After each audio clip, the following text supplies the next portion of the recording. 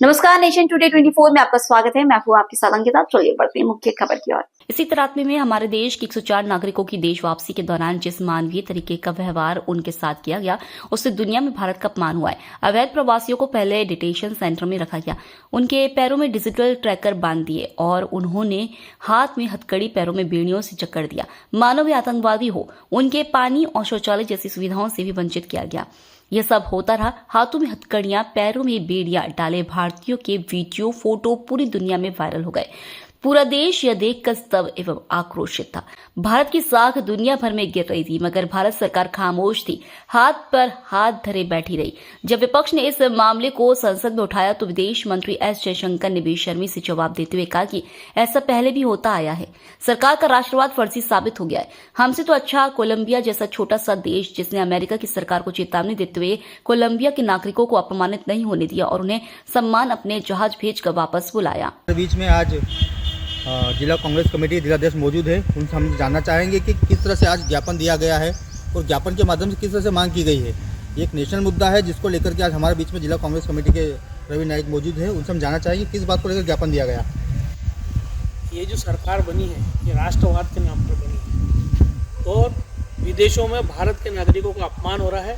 ये सरकार के राष्ट्रवाद की पोल खुल गई है। दूसरी बात यह है कि अमेरिका पूरी दुनिया में जो अप्रवासी लोग रह रहे हैं उनको निकाल रहा है। हमारे देश के नागरिकों को इस तरीके से निकाला गया है जैसे वो आतंकवादी थे।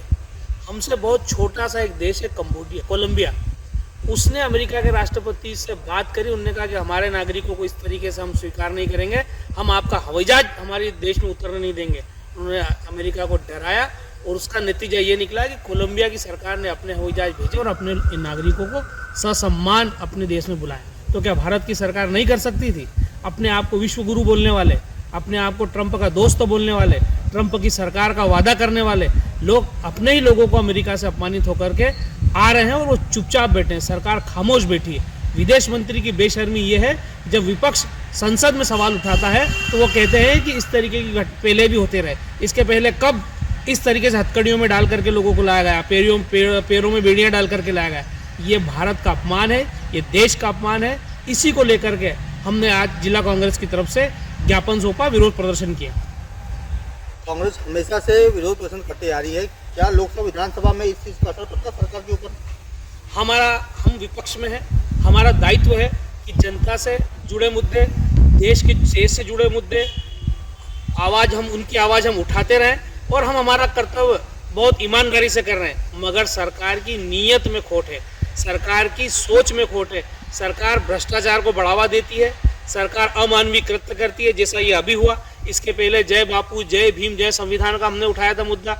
संसद के अंदर गृह मंत्री भीमराव अंबेडकर जी का अपमान करते हैं। तो सरकार लगातार जन विरोधी काम कर रही है, लेकिन हम विपक्ष के नाते, प्रमुख विपक्षी दल होने के नाते हमारे दायित्व का निर्वाह करते रहेंगे।